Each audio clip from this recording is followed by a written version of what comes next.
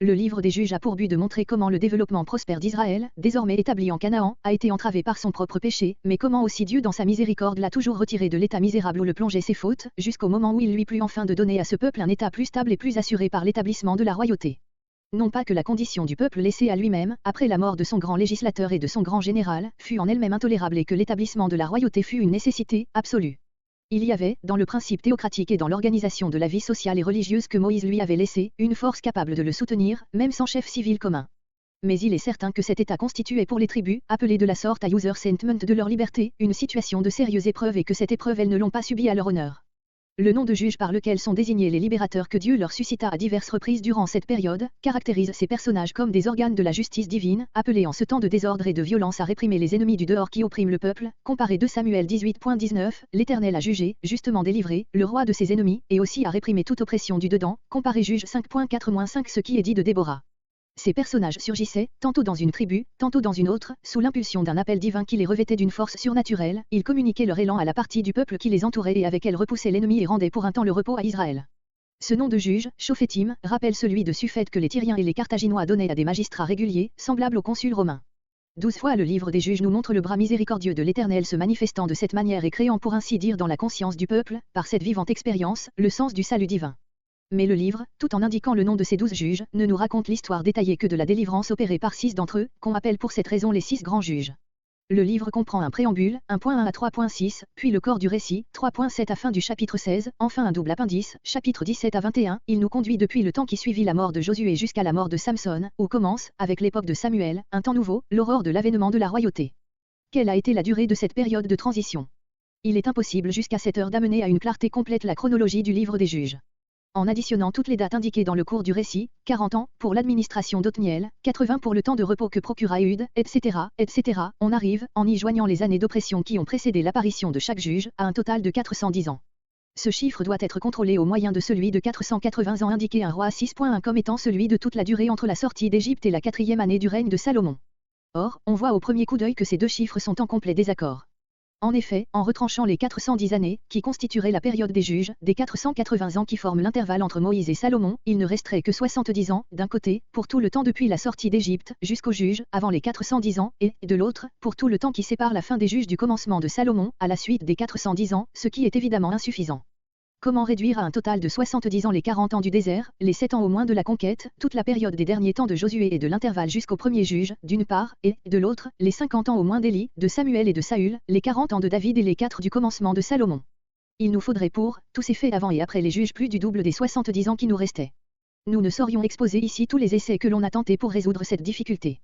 Révoquer en doute le chiffre si positif du livre des rois, provenant sans doute d'un calcul exact fait sous Salomon, pour l'allonger d'une ou 2 centaines d'années, serait bien hasardé, d'autant plus que ce que l'on sait jusqu'à cette heure de la chronologie égyptienne paraît tendre plutôt à raccourcir cette période qu'à l'allonger.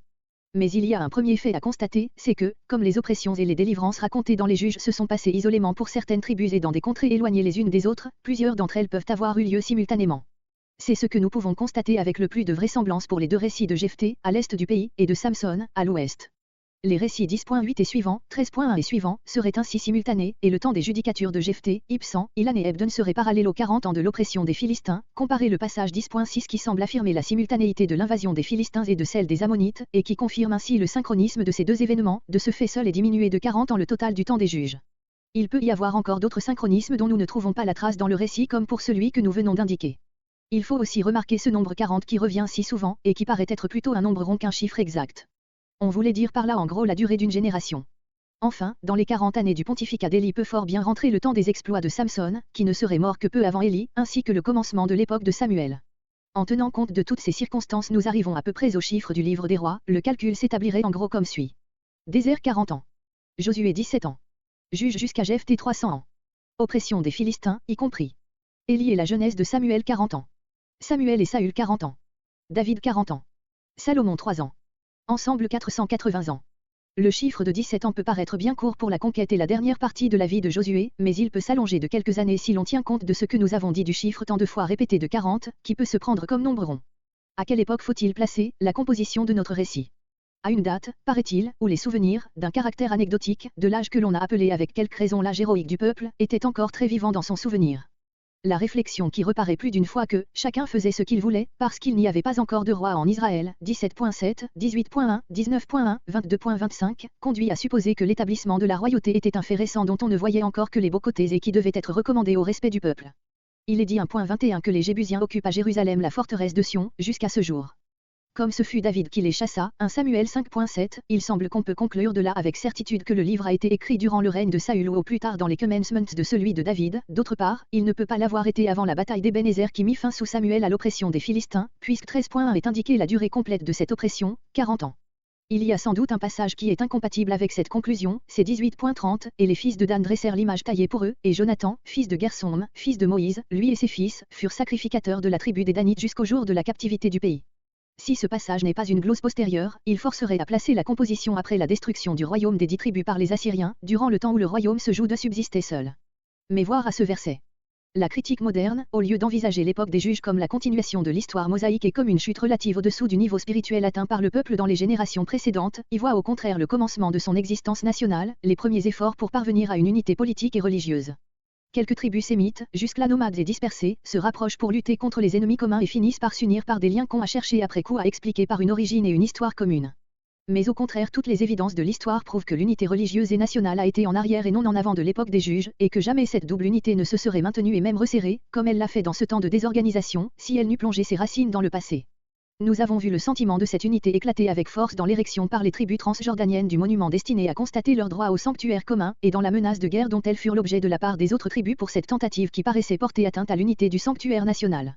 Nous voyons ce même sentiment de solidarité éclater avec une nouvelle force à l'occasion du crime des habitants de Gibéa, dans le partage de ce cadavre en 12 parts envoyé aux 12 tribus, dans cet effroi du peuple qui tout entier sent peser sur lui la responsabilité redoutable du crime, jusqu'à ce que le sang des coupables l'ait expié dans cette guerre d'extermination à laquelle tout Israël prend part contre la tribu coupable, 19.30, 20.1,10, le crime commis en Israël, enfin, dans ce cri qui, mieux que toute autre chose, exprime le profond sentiment d'unité qui domine la pluralité des tribus. Aujourd'hui une tribu a été retranchée d'Israël, 21.6. Le chant de Déborah, que la critique la plus avancée a respecté jusqu'ici, renferme l'expression incontestable de cette conscience intime qu'avait le peuple de son unité nationale. Si l'unité du culte, telle qu'il se célébrait à Silo, n'eût pas existé, jamais elle ne se serait établie, en raison de la dislocation des tribus qui suivit le partage du pays et de l'attraction irrésistible des cultes locaux offerts aux Israélites par les tribus cananéennes. Pour que le culte de Silo conservât sa dignité et sa position centrale en de telles circonstances, il fallait que sa sainteté unique fût profondément établie dans la conscience du peuple. L'unité religieuse et nationale d'Israël est sortie de cette époque de dissolution croissante, non comme un fruit spontané, mais comme un fait posé à l'avance, et qui a triomphé de l'épreuve du feu.